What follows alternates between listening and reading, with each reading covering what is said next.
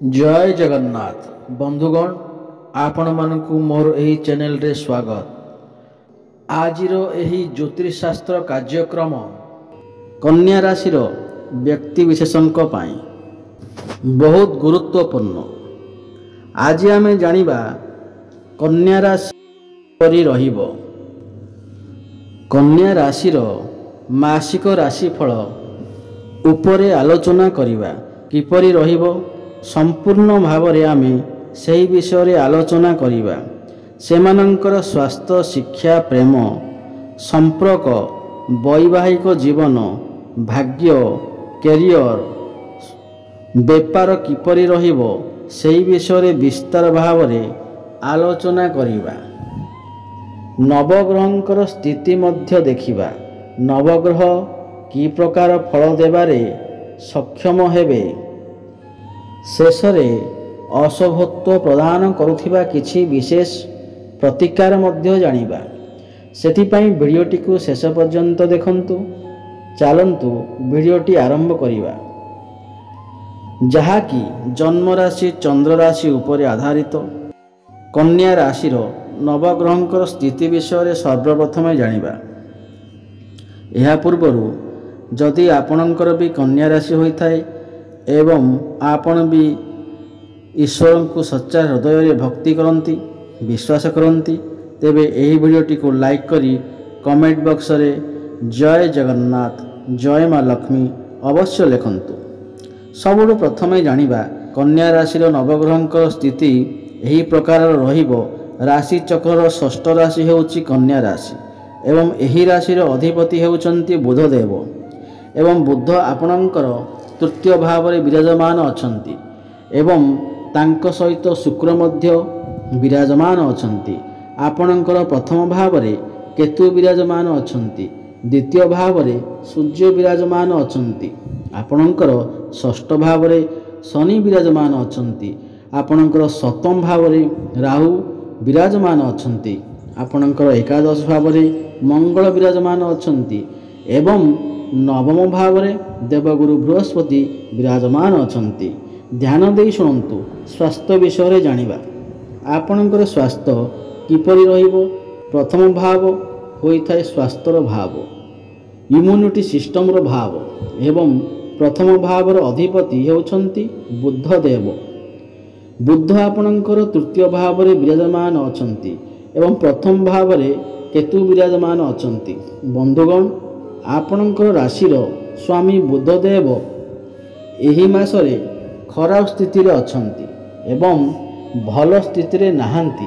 कारण तृतीय भाव को उपरे स्थान माना जाइथाय। राशि चक्र रे जेतेबेले राशिर स्वामी आपणकर 6, 8 एवं 12 एवं तृतीय भाव रे चलन करिथांती तो आपणଙ୍କୁ स्वास्थ्य किछि समस्या देखा देइथाय। एही समय रे आपणकर त्वचा संबंधी समस्या किछि देखा देई पारे। स्किन रिलेटेड समस्या किछि देखा देई पारे। एलर्जी भली समस्या देखा देई पारे। ठंडा ज्वर भली समस्या मध्य देखा देई पारे। एथि प्रति टिके ध्यान देबे। तृतीय भाव साहस पराक्रम भाव होइथाय एवं अधिक परिश्रम भाव होइथाय। कोनोसी कार्य रे अधिक परिश्रम करिबा जोगु आपणकर मुंड विधा भली समस्या मध्य देखा देई पारे। एथि प्रति आपण टिके ध्यान देबे। एबे जानिबा शिक्षा विषय। शिक्षा क्षेत्र किपरि रहिबो। पंचम भाव होइथाय शिक्षा क्षेत्र भाव एवं पंचम भावर अधिपति होउछंती शनिदेव एवं शनि आपणकर षष्ठ भाव में विराजमान अछंती। बंधुगण एठारे शनिंकर स्थिति बहुत भलो अछि। षष्ठ भाव में शनि को बहुत भलो माना जाइथाय एवं बहुत बड़ कथा हेउछि 15 नवेम्बर को शनिदेव बक्री हेब जाउछंती। एही मासरे पाठ पढ़ा सर्वश्रेष्ठ रहिबो। पूर्वर जदि आपणकर पाठ पढ़ारे समस्या थिला, आपणकर एडमिशन रे किछि समस्या आसुथिला तेबे ताहा मध्य एही मासरे दूर हेइ जिवो। आपण आपणकर पाठ पढ़ारे बहुत अधिका उन्नति करिवे। आपणक भितरे मैच्योरिटी लेवल बढ़िबो एवं कॉन्फिडेंस बढ़िबो। ज्ञान आपणक पाठपढ़ारे बहुत अधिक उन्नति करिवे। जदि एही मासरे किछि एग्जाम अछि, उच्च शिक्षा पई बाहर को जाई पारंती, विदेश को जाई पारंती, नूतन स्थान रे एडमिशन होई पारंती, कोनोसी फॉर्म फिलअप करी पारंती, पाठ पढ़ा को नहीं बड़ डिसीजन नहीं पारंती। आपणकर पाठ पढ़ार स्थिति बहुत भल अछि। एबे जानिबा आपणकर प्रेम जीवन किपरि कटिबो एवं किपरि रहिबो। पंचम भाव होइताए प्रेम जीवनर भाव, शिक्षार भाव एवं संतानर भाव। एवं पंचम भाव रे अधिपति शनिदेव आपणकर षष्ठ भाव रे विराजमान अछंती। बंधुगण, एही मासरे मंगल आपणकर पंचम भाव को देखुचंती। आपण जहा सहित भी रिलेशनशिप रे अछंती एवं जी भी आपणकर पार्टनर अछंती, तांको भितरे टिके क्रोध देखा देई पारे, जिदपण देखा देई पारे। क्रोध कारणरू आपण दुई जनक मध्यरे समय समय रे कଳି झगड़ा एवं मन मतांतर मध्य देखा देई पारे। सप्तम भाव होइताए वैवाहिक जीवनर भाव एवं सप्तम भावर अधिपति देवगुरु बृहस्पति विराजमान अछंती एवं आपणकर भावरे राहु विराजमान अछंती। बंधुगण, एठारे मु आपणको गोटे कथा कहिबी, आपणक वैवाहिक जीवन भल अछि काहेकि ना गुरु आपणकर भाग्य भावरे अछंती, किंतु राहु आपणकर सप्तम भावरे थिबारु आपणक वैवाहिक जीवन रे समस्त समस्या देखा देउथिबो एवं एही मासरे मध्य किछिटा समस्या देखा देबो। काहेकि ना राहु हेउछंती भ्रमित ग्रह, आपणक मन को डाइवर्ट करि पारंती, एमिति कि डिवोर्स देवा पई मध्य कथा जाई पारे। केवल एही मास नुहे, आगामी 4 ରୁ 5 मास पर्यंत आपण आपणक वैवाहिक जीवन उपरे विशेष ध्यान रखंतु। राहु हेउछंती आकस्मिक ग्रह, आकस्मिक भावरे आपणक वैवाहिक जीवन रे समस्या आसी पारे, जहा आपण केबे भी भाबी नथिबे। आपणको मध्य मन मतांतर, कଳି झगड़ा भली परिस्थिति मध्य सृष्टि होई पारे। एथिप्रति विशेष ध्यान देबे। आपणकर लाइफ पार्टनरकर कैरियर मध्य किछि असुविधा होई पारे किंबा स्वास्थ्य रे मध्य किछि समस्या देखा देई पारे। जेते समस्या आसिले मध्य जेहेतु गुरुदेव आपणकर भाग्य भाव रे अछंती, तो समस्त समस्या रो आपणको बंचेइबारे चेष्टा करिवे। आपणको मन भितरे डाउट आसी पारे, मिसअंडरस्टैंडिंग होई पारे। एथिप्रति आपण टिके ध्यान देबे। एथिपई आपण उपाय अवश्य अवलंबन करंतु। उपाय आमे वीडियोर शेष रे जानिबा।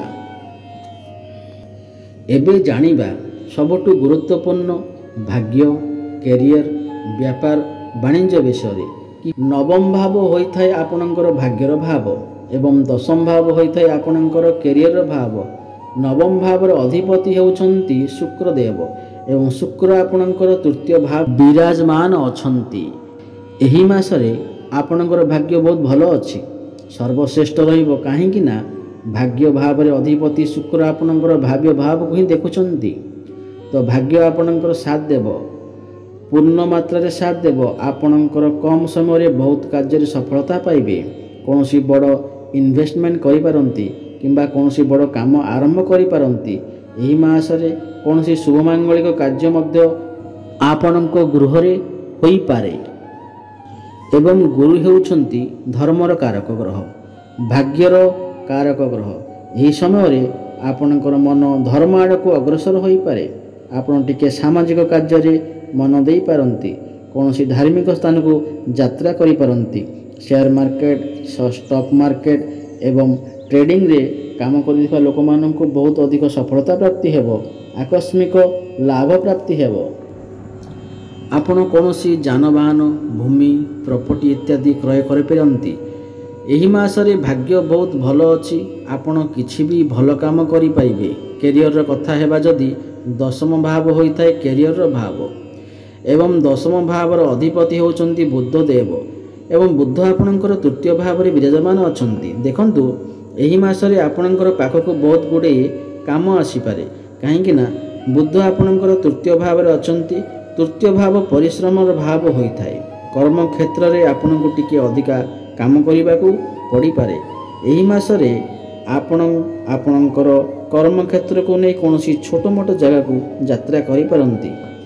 ବିଦେଶ ଯିବାର ମଧ୍ୟ ବାଟ ଖୋଜୁଅଛି ଏବଂ ବୁଧ ଏଠାରେ ବସି ଭାଗ୍ୟ ଭାବକୁ ଦେଖୁଛନ୍ତି।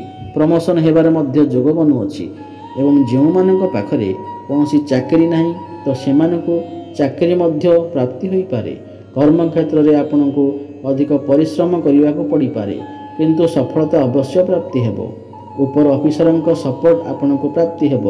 ବେପାର ବାଣିଜ୍ୟର କଥା ହେବା ଯଦି ସପ୍ତମ ଭାବ ହେଉଥାଏ ବେପାର ବାଣିଜ୍ୟର ଭାବ ଏବଂ ସପ୍ତମ ଭାବରେ ରାହୁ ବିରାଜମାନ ଅଛନ୍ତି ଏବଂ ସପ୍ତମ ଭାବରେ ଅଧିପତି ବୃହସ୍ପତି ଆପଣଙ୍କର ଭାଗ୍ୟ ଭାବରେ ଅଛନ୍ତି। ଏହି ମାସରେ ବେପାର ବାଣିଜ୍ୟରେ ଫଳ ପ୍ରାପ୍ତି କରିବେ। ରାହୁ ହେଉଛନ୍ତି ଆକସ୍ମିକର ଗ୍ରହ। ଆକସ୍ମିକ ଲାଭ ହୋଇପାରେ, ଆକସ୍ମିକ ଲସ୍ ମଧ୍ୟ ହୋଇପାରେ। ଆପଣଙ୍କର ଡେଲି ଇନକମ୍ରେ ବୃଦ୍ଧି ଆସିପାରେ କାହିଁକି ନା ବୃହସ୍ପତି ଆପଣଙ୍କର ଭାଗ୍ୟ ଭାବରେ ଅଛନ୍ତି ଏବଂ ସମୟ ସମୟରେ ଆପଣ କୌଣସି ପାର୍ଟନରସିପ୍ ବେପାର ବାଣିଜ୍ୟରେ ମନ ଦିଅନ୍ତୁ ନାହିଁ। ଆପଣଙ୍କୁ ଧୋକା ମିଳିପାରେ, କେହି ଆପଣଙ୍କୁ ଧୋକା ଦେଇପାରନ୍ତି ଏବଂ ବେପାର ବାଣିଜ୍ୟରେ ଆପଣଙ୍କୁ ଅଧିକ ପରିଶ୍ରମ କରିବାକୁ ପଡ଼ିପାରେ। ଏବେ ଜାଣିବା ଉପାୟ ବିଷୟରେ ଯାହାକୁ ପାଳନ କରିବା ଦ୍ୱାରା ଏହି ମାସରେ ଯାହା ବି କିଛି ସମସ୍ୟା ରହୁଅଛି ଯାହା ଦୂର ହୋଇପାରିବ। ପ୍ରଥମ କଥାଟି ହେଲା ପକ୍ଷୀମାନଙ୍କୁ ଦାନା ଖାଇବାକୁ ଦିଅନ୍ତୁ ଏବଂ ବୁଧବାର ଦିନ ପ୍ରଭୁ ଗଣେଶଙ୍କୁ ଦୁବ ଘାସ ଅର୍ପଣ କରନ୍ତୁ। ଶୁଭ ଫଳ ପ୍ରାପ୍ତି ହେବ ଏବଂ ବୁଧ ଗ୍ରହଙ୍କର ବୀଜ ମନ୍ତ୍ର ଜପ ଅବଶ୍ୟ କରନ୍ତୁ। ମନ୍ତ୍ରଟି ହେଲା ଓମ୍ ବ୍ରାଂ ବ୍ରିଂ ବ୍ରୋଂ ସହ ବୁଦ୍ଧାୟ ନମଃ। ଏହି ମନ୍ତ୍ରକୁ 108 ଥର ପ୍ରତ୍ୟେକ ଦିନ ଜପ କରନ୍ତୁ। ଶୁଭ ଫଳ ପ୍ରାପ୍ତି ହେବ। ଆପଣଙ୍କ ଜୀବନରେ ନୂତନ ସୂର୍ଯ୍ୟ ଉଦୟ ହେବ। ଜୀବନରେ ସବୁ ସମସ୍ୟାର ଅନ୍ତ ଘଟିବ, ଭାଗ୍ୟ ବଦଳିବ। ପ୍ରତିଦିନ ମା ବୃନ୍ଦାବତୀଙ୍କୁ ଜଳ ଅର୍ପଣ କରନ୍ତୁ, ଭାଗ୍ୟ ଚମକିବ ଏବଂ ଦୁଃଖ ଦୂର ହେବ। ଅଧିକ ଶୁଭ ଫଳ ପ୍ରାପ୍ତି ପାଇଁ ପ୍ରତିଦିନ ହନୁମାନ ଚାଳିଶାର ପାଠ କରନ୍ତୁ। ହେଲେ ଦର୍ଶକ ବନ୍ଧୁ, ଏଇ ତ ଥିଲା କନ୍ୟା ରାଶିର ଏହି ମାସର ରାଶିଫଳ ବିଷୟରେ। ଯଦି ଆପଣଙ୍କୁ ଏହି ଭିଡ଼ିଓଟି ଭଲ ଲାଗିଥାଏ ତାହେଲେ କମେଣ୍ଟ ବକ୍ସରେ ଜୟ ଜଗନ୍ନାଥ ଅବଶ୍ୟ ଲେଖନ୍ତୁ। ପୁଣି ଦେଖା ହେବ ଆଗାମୀ ଭିଡ଼ିଓରେ। ରଖୁଛି, ଜୟ ଜଗନ୍ନାଥ, ଧନ୍ୟବାଦ।